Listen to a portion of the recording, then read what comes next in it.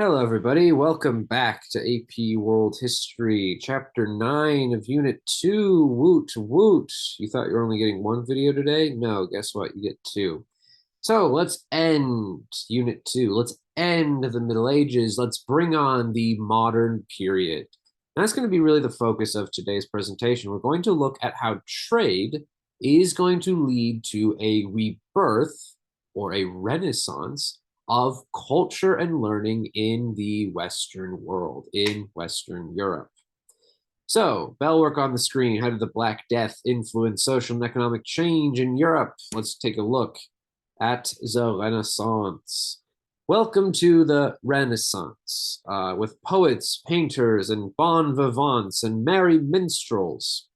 So let's take a look at an intellectual and cultural time period in Western European history known as the Renaissance. And this is going to be, as we'll see in a second, a rebirth. Renaissance means rebirth, by the way. A rebirth of Greek and Roman art and philosophy. So we are starting to see the end of these medieval ideas of philosophy and art and transitioning into more modern ideas. So the lesson objective is kind of connecting how trade will lead to intellectual and cultural changes in Europe. At least this is kind of today's lesson. All right, so this is an example of how trade is going to impact culture. It's a lot easier, in my opinion, to kind of understand than, say, when we were discussing Ming China. But this is going to be a very direct and straightforward lesson. We're going to look at pretty pictures of art too. Yay.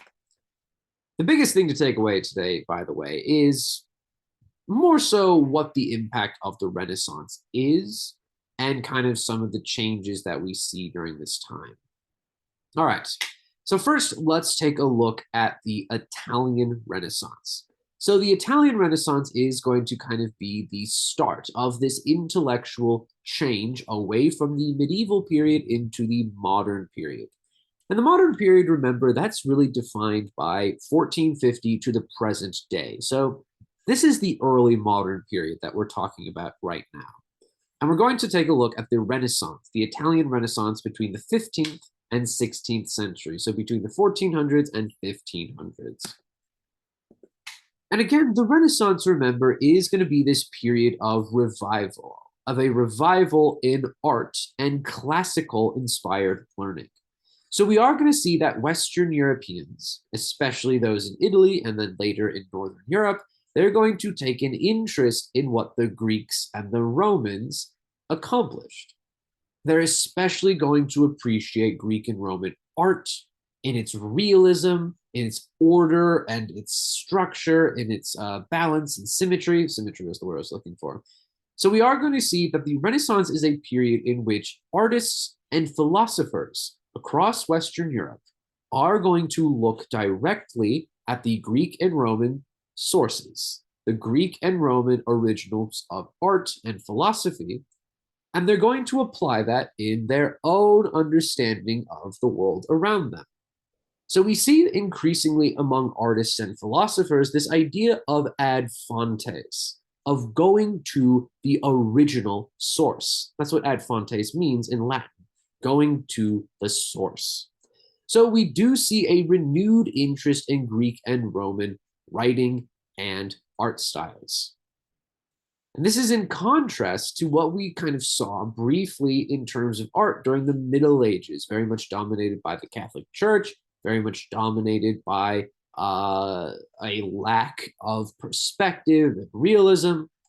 So let's take a look at what is causing the Renaissance. And this is going to connect us to that theme of trade. So we do largely see that the Renaissance is going to happen, mostly because there's money. We see that by the end of the Middle Ages, there's this renewed interest in trade. We see the rise of Italian city-states, of Northern European city-states. We see this increased intellectual and economic exchange between the East, between the Muslim world especially, and the West, the Christian Latin West. And we do see a general rise in trade and merchant activity that's going to cause a lot of wealth to be consolidated among this emerging merchant class in northern Italy. And these merchants have the money to sponsor or patron art and architecture. So visual art, huge pieces of architecture like churches, but also things like philosophy and education as well. So in addition to these merchant patrons, we also see that the Catholic Church will also help sponsor or patron art, especially the building of religious art and architecture, of churches especially. It's important to realize that the Catholic Church, even though it is losing its political power thanks to the rise of these new monarchs that I talked about in chapter 8, we are seeing that there is a lot of corruption in the Catholic Church. There's a lot of cultural power the Catholic Church still has. Religion is very important still in Western Europe. But we do see a very corrupt institution in the Catholic Church. We mostly see that in the form of a lot of bribery that's taking place. People are literally like paying to become pope, quite frankly. Families like the Medici and the Borgias. There's a famous TV show about the Borgias. Yeah, there's that. I can't show any clips of that in class because it's too violent and brutal. It's like Game of Thrones, but what if it was set in Italy? But anyway, we are seeing a lot of corruption in the Catholic Church. We do see that clergy members, they have a lot of money because of very unsavory business practices that we'll talk about more in Unit 3. But that means the church has a lot of money. And with this money, to kind of affirm its cultural power, the Catholic Church is going to sponsor the building of churches, the sponsor of painting and sculpture making, and to a lesser extent, philosophy as well. So the Catholic Church is going to be a major sponsor of the Renaissance. But we also see that the nature of northern Italy is going to lend itself to the rise of Renaissance art and learning. And we mostly see that because each of these city-states of northern Italy, remember, Italy is politically divided between independent city-states. These city-states oftentimes, who got their start through trade, by the way, just to kind of connect it to trade even further, these city-states oftentimes have intense rivalries, culturally and militarily. There is a lot of wars during the Renaissance, and yet, despite the fact everything is so divided, we are going to see cultural output. And this division actually helped that because all of these city-states were competitors. They were fighting with each other and trying to outdo one another over who can produce the most extravagant pieces of art, the highest cathedrals. So we do see the building of churches kind of with this sense of civic pride. Hey, we're going to prove that Florence is the greatest city in Italy by building this massive cathedral. Venice is going to say, we're going to build our own massive cathedral. Says the Pope, we're going to rebuild the St. Peter's Basilica. And that's the church you see right there in the screen. So there is going to be a lot of competition in a way to kind of outdo different city-states. And we do see a rise in the state sponsorship of art as well. So different groups of people are sponsoring or patronizing art. We've got private citizens, merchants, I should say. We've got the Catholic Church, but we also got states as well, so city-states. And yeah, as we're going to see later on, it's important to remember that all of this learning and all of this art is mostly going to be limited to just elite rich people. But why else is the Renaissance happening? Well, we are going to see that the renewing of Greek and Roman interest is actually going to come as a result of connections, intellectual exchanges between Muslims and Christians. And we see that as early as the Crusades. Remember the Crusades, those were a series of religious wars in which Christians tried to take the city of Jerusalem. And there were some brief Christian kingdoms, and in these Christian kingdoms, Christians came across what Muslim scholars were doing. And what were Muslim scholars doing? Well, that goes back to Unit 1. Unit 1, we were talking about the Islamic Golden Age. And the Islamic Golden Age saw Muslim interest in Greek and Roman classics. And the Greeks and the Muslims, they're going to copy down and translate Greek and Roman thinking, Greek and Roman art, Greek and Roman philosophy. And all of this is actually going to come into contact with Europeans. When Europeans are kicked out of the Crusader states, they are going to take with them what they learned, essentially. And what are some of the things they learned from the Muslim world? They got algebra and geometry. Unfortunately, that was math. But they also got ideas of logic, of empiricism, of using evidence to support a claim. So this is the basic tenet of Greek and Roman philosophy: the use of evidence to support claims, the use of logic and reasoning.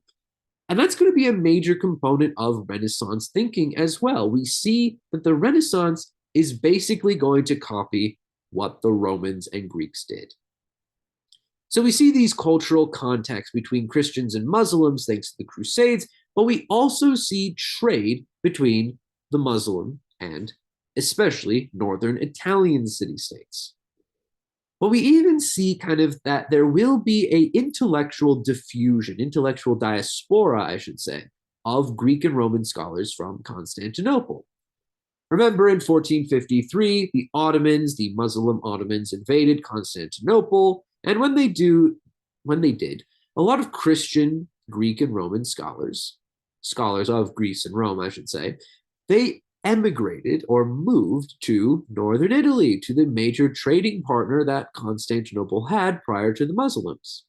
So we do see actually that these Greek and Roman ideas are going to return, you could say, to Greece or to Rome, to Italy. So the fall of Constantinople, the Crusades, these are examples of cross-cultural interactions. That's another lesson objective here, so connecting to that. Between Christians and Muslims, that led to cultural and intellectual changes. But we also see the diffusion of ideas through the printing press. The printing press was initially invented way back in East Asia, in the nation of Korea, well, the country, or the kingdom of Korea, the Koryo kingdom.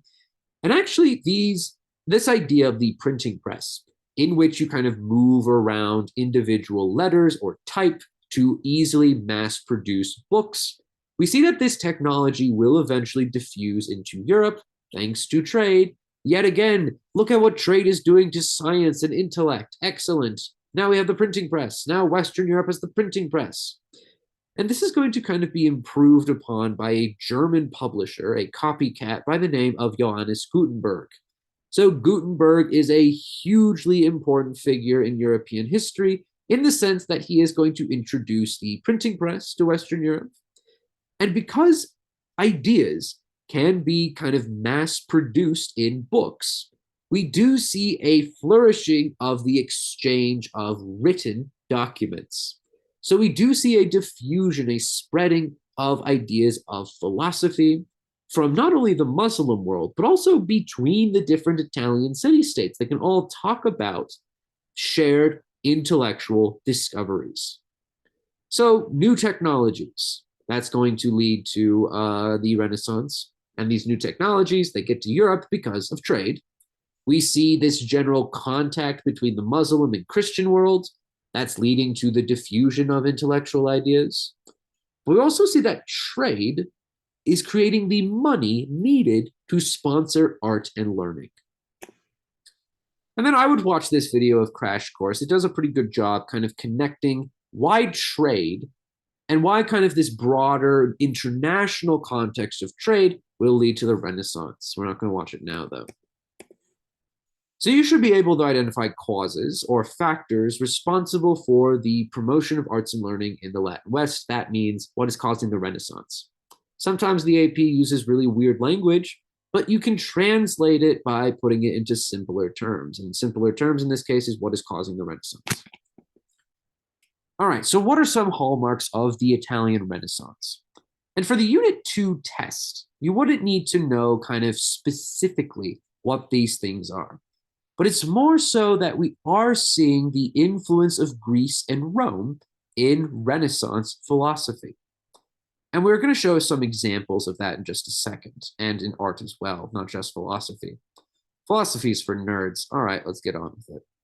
So in terms of religion, actually, we do see a influence of pre-Christian or pagan ideas of logic and empiricism that will be applied into Catholic theology. And theology is basically the study of what religions believe. So a Catholic theologian, for example, is someone who studies what do Catholics believe? What do we, meaning kind of these theologians, believe as Catholics? How do we understand our own faith? Well, we see during the Renaissance this incorporation of Greek and Roman philosophy, Greek and Roman logic, into Catholicism. And we call this specific type of theology, this specific type of analyzing one's own religion, scholasticism. And scholasticism essentially is this idea of applying secular or pagan as well philosophy, Greek and Roman logic, into Catholic theology. How do we know what we know? How do we understand our own faith? How do we analyze the key texts, the key books in our faith to truly understand what we believe? So scholasticism is an example of Renaissance thinking. It is the application, again, of Greek and Roman logic into Catholic religion, into Catholic theology. One of the most predominant Catholic theologians who is a scholastic monk is this guy with the weird haircut, Thomas Aquinas. He wrote this book called Summas, and it's more complicated than that. But for our purposes, it is the kind of a demonstration of this idea of scholasticism. Well, what about philosophy not related to religion? Well, the Renaissance is going to give birth to three different philosophical ideas. And one of them is the idea of humanism. And before I even describe what humanism is, I think it's helpful to think of it as human-centered philosophy. That we understand the natural world through human actions. So how do humans impact society? How do our ideas of history, our ideas of ethics and morals, how does that impact the broader world? So humanism is very much going to be interested in trying to understand what makes human society work. Its interest in how humans understand the outside world, in how humans are educating themselves. It's all about individual human capability. So it's rejecting, in a way, religious explanations of the world and centering things on human beings. And a big part of humanism is how do we appreciate and understand the outside world? Well, through education. A big idea in the Renaissance is the idea of being a well-rounded individual, a person who's knowledgeable in science, in culture, in history, in philosophy, in politics, in mathematics even. And that's kind of, to use a modern day correlation, that's why we as schools and education systems, why we make you take all these classes in things like history and chemistry and geometry. It's so that you have a well-rounded outlook on the different aspects of what makes society work through the natural scientific world, but also through what is called the humanities. So subjects like history and English, what you would learn in your English classes. All right, so humanism is a big philosophical idea during the Renaissance. Kind of more specifically, we see this idea known as civic humanism. And essentially, civic humanism is the idea that we have to understand our governments through the cultivation of ethics and morals. So it's kind of like Confucianism in a way, if you want to connect it to that. Civic humanism is this idea that in order to be a well-rounded individual in your society, in your community, you have to understand how politics works. You have to be knowledgeable in political science. And in order to be a good member of the community, you've got to understand how the community works, but also you need to be active in the community. And that's especially true in these merchant republics where Obviously women can't vote, poor people can't vote, but among learned, educated men, there is an expectation you need to participate in in the republic. In general, kind of civic humanists, they tend to be very cynical of human nature. They are oftentimes kind of saying, oh, humans are naturally bad. And we prove this because, look at all these wars that they caused. Animals never caused a war, well, other than chimpanzees, but they didn't know that at the time. So we do kind of see this idea that humans are bad, basically, and that we need strong governments in order to control them. We also need kind of this idea of having government that's not necessarily based on morals, based on kind of charity, but more so based on what is practical. So we do kind of see that best expressed with Machiavelli, with the Prince. It's this kind of idea of political science that isn't determined by morals or good behavior, I guess.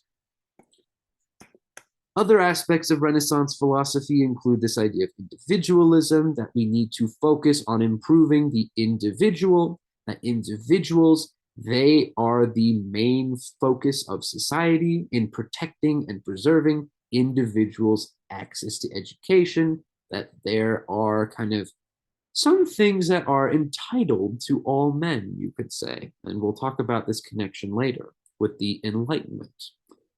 But we also see that Renaissance philosophy tends to embody ideas of secularism, tends to embody ideas of non-religion. So we do see that secularism is this rejection of religion, the dominance of the Catholic Church, especially in education, in politics, in science, in culture even. So we do kind of see that there is this challenging of the Catholic Church, that maybe the Catholic Church shouldn't dominate everything. And yet it is important to understand that all of this Renaissance thinking is only limited to rich people. And at that, only to rich white, sorry, I teach A-push, so oftentimes I have to say that phrase, rich white people. And at this point, race isn't really kind of an idea as we understand it today. So it's more about kind of rich men that are the ones who dominate philosophy and education. And really amongst the common populations, among peasants and urban workers in northern Italy and across Western Europe, religion is still very important. It's not like everybody's an atheist all of a sudden because of the Renaissance and secularism. No, no, no, no, no. Religion's super important, arguably even to this day. So that's something to just bear in mind, that this isn't something that everybody is appreciating. It's just limited to rich men. All right, that's awesome. Well, not that, but the fact that we're done with that aspect of Renaissance philosophy. I don't think it's awesome that the Renaissance was limited to rich men. I'm not that much of a jerk. Okay, so let's look at how these ideas are actually going to be applied to art. So art is probably the most visible of the Renaissance way of thinking, especially because it is such a renewal in Greek and Roman styles of art. And we see that best expressed in how Renaissance thinkers are going to appeal to pre-Christian or pagan architectural and artistic forms. So we are going to see this renewed interest in perspective, in realism, in symmetry, in Renaissance art and architecture. And basically, Renaissance thinkers, Renaissance artists, they're trying to recreate the past. They're trying to recreate the beauty that they saw in ancient Rome and Greece. And as such, we do see that Renaissance art and architecture, and well, mostly art and sculpture, that's going to be very realistic. It's going to have realistic and scientific proportions. And we do see kind of realistic models of human beings, mostly of men, of male figures. But we also see that Renaissance artistry is very much that idea of individualism and humanism. It's that idea that artists are geniuses because they've mastered so many different subjects. They are Renaissance men. And a Renaissance man is a individual who is well knowledgeable in art and science and religion and history. So a Renaissance man is someone who is absolutely well-rounded, and it mostly describes these artists that are going to be so celebrated during the Renaissance. We see the celebration of genius and artistic expression during the Renaissance. And these artists are going to be sponsored by rich people, by rich patrons, meaning the Catholic Church, or very wealthy merchants. And you've probably heard of some of these figures before. You've got the Ninja Turtles of Donatello, Leonardo da Vinci. Thank God. No one said Da Vinci in class. I'm so happy about that. Thank you so much. Pat yourself on the back for not annoying me with that. We've got Raphael. We've got Michelangelo. And I'm just going to show some art. This is Donatello, a picture of David, who is a Christian, or well, a religious figure in Christianity and Judaism. But it shows kind of the realistic idea of a human form. That's what's significant about it. It's very much human-centered art. That's humanism right there. We have perspective in art. This is the Last Supper, again, a religious scene, but you see kind of very well knowledgeable in terms of perspective, of lines. You can almost walk into this fresco right here. You've also got Leonardo da Vinci's famous portrait of the Mona Lisa. And this is kind of an interesting piece because it is very much focused on an individual, a human. It's a portrait of a female, I almost said female woman, and I feel like that's like a like that's like I feel like a person who isn't like the most knowledgeable in like gender and stuff. That's what they would say. I don't know. Anyway, this is a woman right here. And so Mona Lisa is this famous painting by Leonardo da Vinci. It shows perspective in the background, but it also kind of shows this idea of appreciating human emotions. Look, you don't know. Why is she smiling? What's she looking at beyond the camera? Is she thinking something, naughty? Is she thinking something kind of, oh, I have an inside joke. I have a joke. I have a joke. It's not really relevant for world history, but it is relevant for U.S. history. What's the scariest piece of infrastructure created in the 1830s in America? The Erie Canal. The Erie Canal. Anyway, that's not relevant. And none of this is relevant. Why am I even talking? School of Athens. And again, you're not going to be tested on this information. It's more so kind of seeing how do we apply Renaissance philosophy to art. So we've already seen kind of we've already seen kind of realism and perspective. Those are aspects of Renaissance art. But we also see pre-Christian and pagan ideas in art as well. So look at this. This is the School of Athens by Raphael. It is a scene depicting a bunch of Greek and Roman philosophers who existed well before Jesus was around, so they're obviously not Christian. So we've got figures like Plato and Aristotle, and all of them are kind of representations of that renewed interest in Greek and Roman art and philosophy. We've got Plato, we've got Aristotle, we've got Socrates, we've got Diogenes being all moody and whatnot. I think Raphael also drew himself into this painting. I don't remember who he is in this one, though. So we see kind of perspective here. Look, it's 3D almost, or well, it's not 3D, but it's almost like you can enter in this scene. It's very realistic and there's perspective. So clear knowledge of math and science.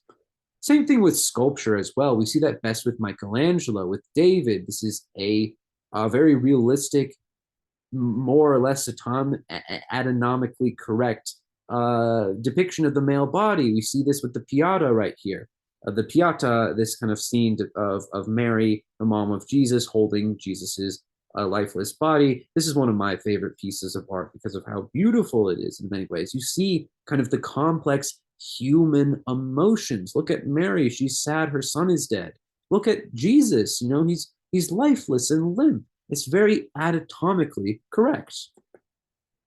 We also see this with art as well that Michelangelo will produce with the Sistine Chapel. We have realistic human figures that depict religious scenes, sure, but they are very realistic in how they are presented and drawn. Excellent. So you should be able to identify some notable features of Renaissance learning and philosophy, and kind of you should elevate that by applying to how do we see these ideas in art. Well, let's look at how the Italian Renaissance will spread northward in the Northern Renaissance. Well, the Northern Renaissance is going to be a similar kind of intellectual and cultural explosion of things during the end of the Middle Ages by the start of the early modern period.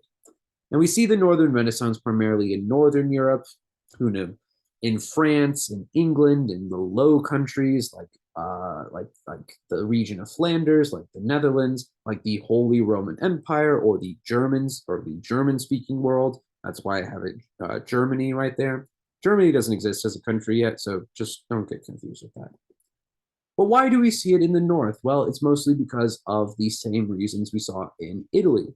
For one thing, remember Northern Europe, in addition, or much like Northern Italy, is experiencing a flourishing of trade and merchant activity. There's the Hanseatic League, for example. And all of these merchants got a lot of money, and these monies are used to pay and sponsor art and philosophy. Excellent. But something that is different about the Northern and Italian Renaissance is that the Catholic Church really isn't all that big of a sponsor because it's not that big of a presence in Northern Europe. Obviously, people are Catholic, but remember the center of the Catholic Church is Rome. So as you get further away from Rome, people feel less controlled by the Catholic Church. But how did it kind of get to Northern Europe? Well, we've got the printing press to thank.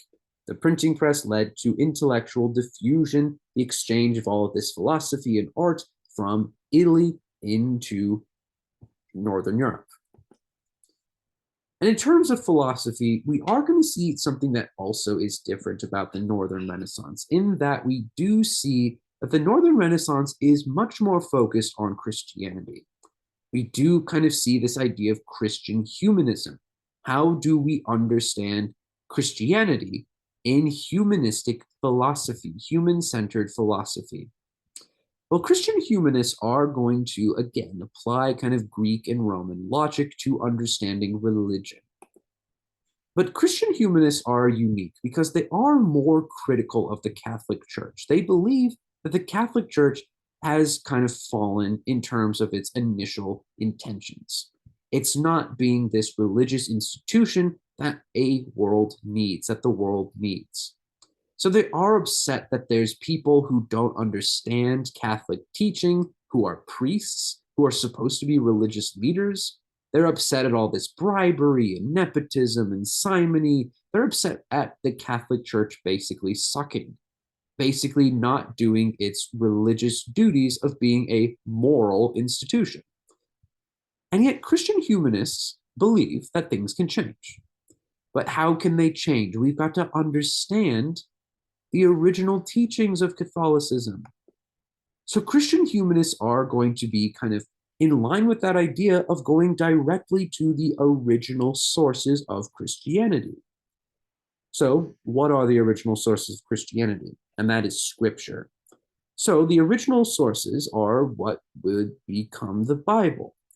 But the Bible initially was written in Greek and Hebrew. Greek for the New Testament, Hebrew for the Old Testament. But during the Middle Ages, the Catholic Church translated all of that Greek and Hebrew into Latin, which nobody spoke as a language except members of the clergy. But there might have also been some inaccuracies when this was translated into Latin. So Christian humanists believe we've got to look at the original texts, try to understand what they were initially saying, and then translate it into a language that people understand, into the vernacular. So we see that Christian humanists oftentimes will translate the original Greek and Hebrew texts in Scripture, and they are going to translate it into common languages like English, like French, like German, like Dutch as well. Christian humanists tend to be very positive about human nature because they believe that if we fix all of this theological discussions, all these theological kind of crises, lack of religiosity, lack of religious devotion, maybe we can fix the Catholic Church. Maybe we can reform it. And if anything is ringing bells, like reforming the church, it should. Because Christian humanism is going to very much influence what we'll talk about later with the Protestant Reformation. And some important Christian humanists include this guy named Erasmus, Beatrice Erasmus, and also Thomas More over in England. You wouldn't need to know any of this. I'm barely going to cover it right now. You're not going to need to know it for the Unit 2 test, but we do see that there is also unique art in the Northern Renaissance. This art is really weird. That's not kind of something academic to mention, but it is going to be more focused on kind of details rather than perspective. It is less realistic in a way, and it is more kind of focused on symbolism rather than kind of direct portrayals of things. We do see kind of portraits, individualism yet again. We see landscapes. In terms of literature, we actually are going to mostly see vernacular literature. So literature produced in English, and a English example is Shakespeare. Hold on, I'm trying to think of the song from the musical. But we also have writers who are also writing something new. We do. Yes, it's true. Like who? Like who? Like Decker. Woo! Like Webster. Woo! Sam Worthman. Woo! And Christopher Marlowe. Thomas Paine, Thomas Middleton, Thomas More. And a favorite star. Anyway, this isn't relevant if you haven't seen the musical. Something's rotten. Anyway, some artists, this guy named Erasmus Bosch, Hans Bruegel the Elder, and then this guy named Jan van Eyck. This is my favorite Northern Renaissance piece of art. It's called The Garden of Earthly Delights. It's a weird painting because it's just filled with random details. So, for example, it's got biblically accurate angels, so a reflection of Christian humanism in a way. So kind of these very strange, be not afraid sort of figures. Look at this perspective. It's not like there's a whale in a pond for some reason. Who made this? Well, actually, I do know who made it, but it's very weird. Very detailed. There are people in bubbles and standing on fish for some reason. It's more about displaying wealth and materialism, you could say. The hell portion of the triptych is really funny in my opinion because there's just weird scenes like this right here with this pig dressed up like a nun.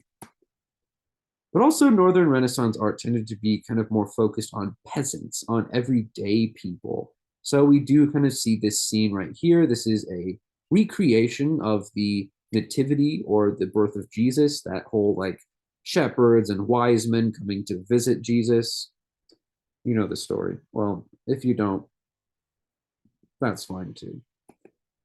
So kind of you should be able to describe the Northern Renaissance, and especially how is it different to the Italian Renaissance.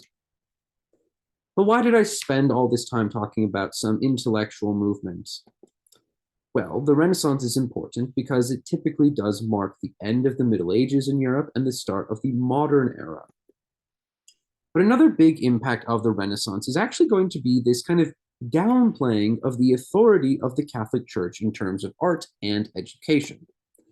So we do kind of see that secularism will see the promotion of scientific development among the educated of Western Europe. And this is actually going to lead us into future events that we'll talk about in Unit 3, the scientific revolution, where we start to think about astronomy, where we start to invent things, where we start freezing chicken, as we'll talk about in Unit 3. We also see the age of exploration, which we'll talk about in Unit 4. That's when Europe is going on that whole discovery craze, going on that whole Atlantic exploration craze. But we also see that the Renaissance, both the Italian and Northern Renaissance, will help people question the authority of the Catholic Church, leading us to the Reformation. But you also start to see with the Renaissance the creation of what historians sometimes call Western values.